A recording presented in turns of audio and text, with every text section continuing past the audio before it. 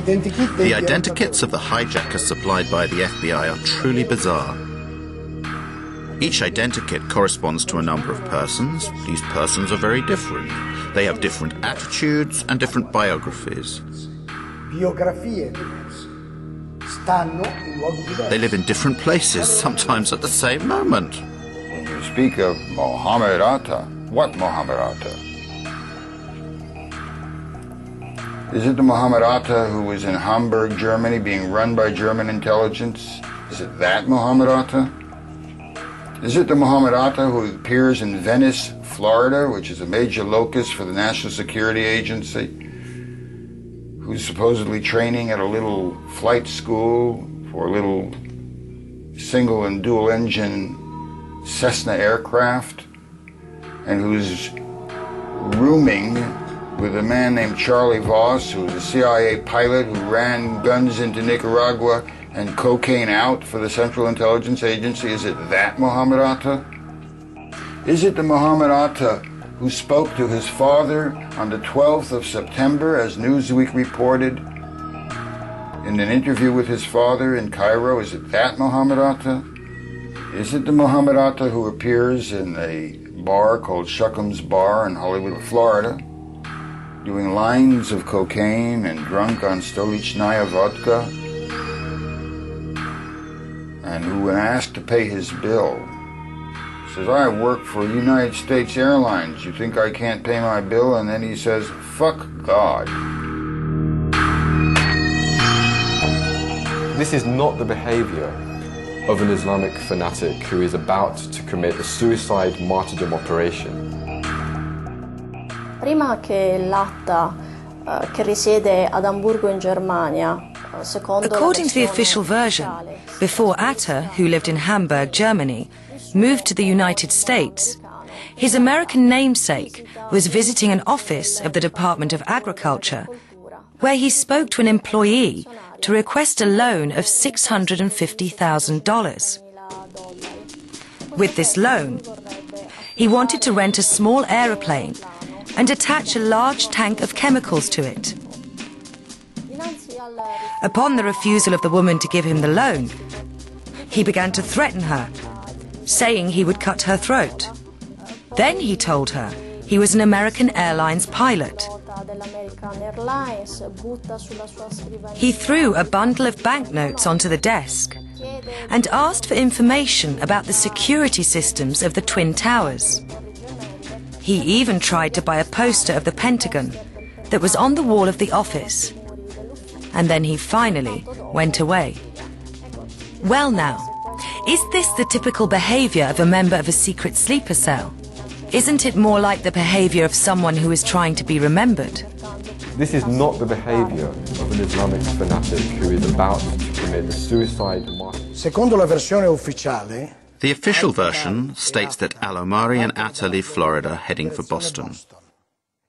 This is according to plan, since that is where the two aeroplanes due to be hijacked will depart. But they don't stop when they get to Boston, they continue to Maine. It is the afternoon of September the 10th. The next day will be the most important day in the two men's lives, a day on which they cannot make any mistakes. But what do? They go on a trip to Portland. They spend the night there and they attract attention to themselves with their noisy revelry. They also pay with credit cards in their names. They do everything they can to leave traces of their presence there. Next morning at 6 a.m., they fly from Maine to Boston. The plane that they are going to hijack takes off only half an hour after their flight lands. This is a very tight time window, potentially putting the whole plan in jeopardy. The circumstances surrounding the departure from Portland to Boston is very important, both in terms of the investigation and in shaping public opinion. It is there that the airport's CCTV cameras record the video in which we see the faces of Atta and Al-Omari. This video has been shown hundreds of times on television as evidence of the two terrorists boarding the aeroplane they are about to hijack. Falso. It's not true. That video shows them embarking at Portland.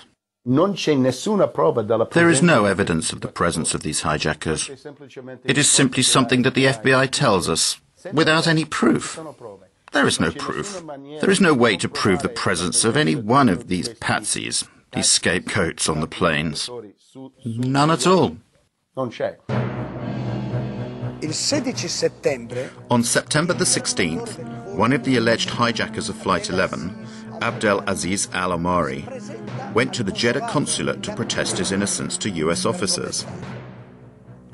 Al-Omari, a pilot from Saudi Airlines, receives an official apology from the American officers in Riyadh.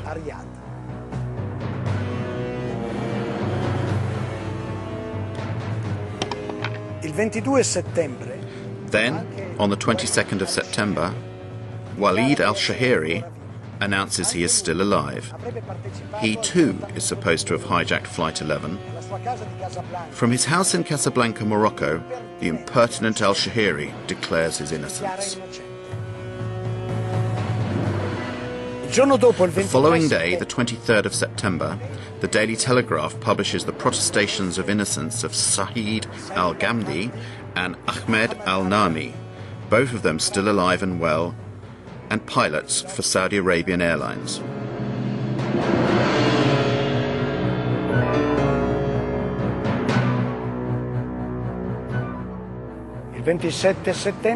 On the 27th of September, CBS tracks down Salem al-Hazbi. According to the FBI, he was dead after Flight 77 crashed into the Pentagon. But curiously, he persists in hanging around alive in Saudi Arabia, where he works in an oil refinery.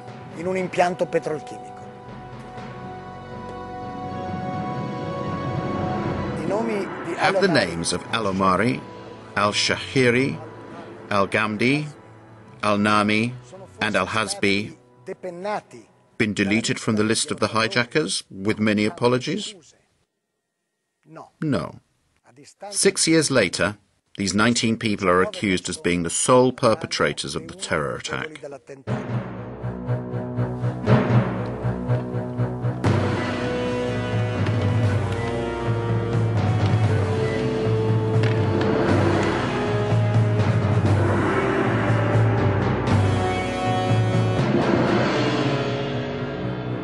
If we can't establish the identities of the perpetrators, then you have a serious problem in your criminal inquiry.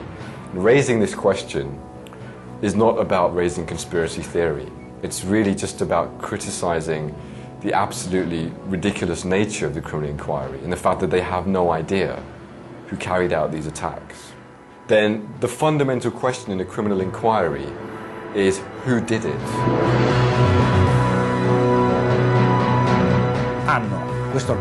They have this evil organization. They have the leader of this evil organization, Bin Laden. They have a secret network in the caves of Afghanistan. It could be the screenplay of a James Bond movie. The first Bin Laden videotape that was leaked and that was used by the media to suggest that Osama bin Laden has claimed responsibility. This was a very problematic videotape. There was an analysis that found that it was completely fraudulent. There were a number of issues. There were basic issues such as, for example, Osama bin Laden was wearing a gold ring. Now, in Islamic fiqh, Islamic law, a man is not allowed to wear gold.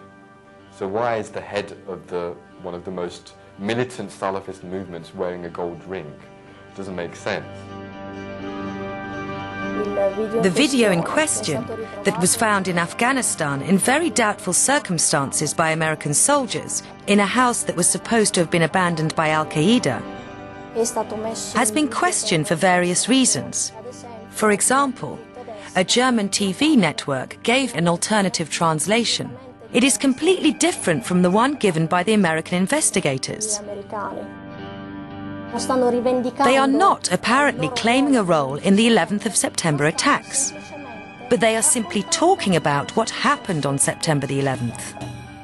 Molti degli altri video di Osama bin Laden. Many of the other videos of Osama bin Laden have in fact a person speaking and an audio track that does not correspond, or that corresponds very little, to what his lips are actually saying. Molto poco a quello che in realtà le labbra stanno dicendo. Mi è capitato più volte di sentirmi dire, People often ask me, how can you doubt the official version if Osama bin Laden himself appeared several times on television to say, I did it?